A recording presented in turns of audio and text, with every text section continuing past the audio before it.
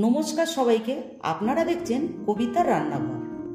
আমি আজকে আপনাদের করে দেখাচ্ছি ফ্রেঞ্চ টোস্ট।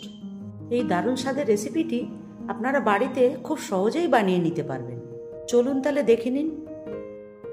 প্রথমে সেদ্ধ করা আলুতে লবণ দিচ্ছি, পেঁয়াজ কুচি দিচ্ছি আর চিলি ফ্লেক্স দিচ্ছি, আর একটু রসুন কুচনো দিচ্ছি, আর একটু ভাজা মশলা দিচ্ছি, আর লেবুর রস দিয়ে এটা আমি ভালো করে মিশিয়ে নেব।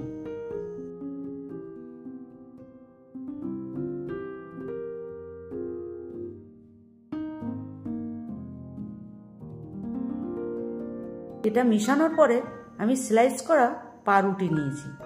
এরপর এক পিস ব্রেড নিয়ে মশলা মাখানো আলুটাকে একটা পিঠ পুরো ভালো করে দিয়ে দেব।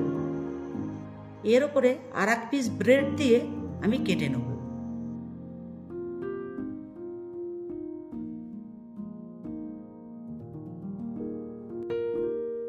এরপর একটা ডিমের মধ্যে একটু লবণ দিচ্ছি আর একটু লিকুইড দুধ দিয়ে ভালো করে মিশিয়ে নেব।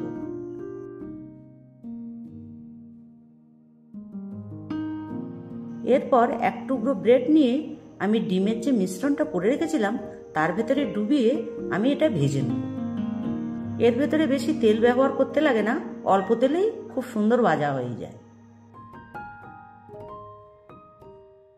এপিট ওপিট করে দুপিটি ভালো করে ভাজবেন যাতে খেতে খুব সুন্দর হয়।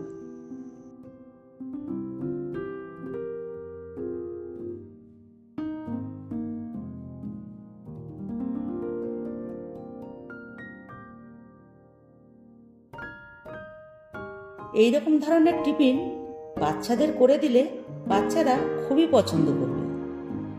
আপনারা এইরকম ফ্রেঞ্চ টোস্ট অবশ্যই করে খেয়ে দেখবেন। রেসিপিটি ভালো লাগলে কে কোথা থেকে দেখছেন কমেন্ট করে জানাবেন। সাথে নতুন নতুন রেসিপি দেখতে পাওয়ার জন্য অবশ্যই আমার চ্যানেলটিকে সাবস্ক্রাইব করবেন।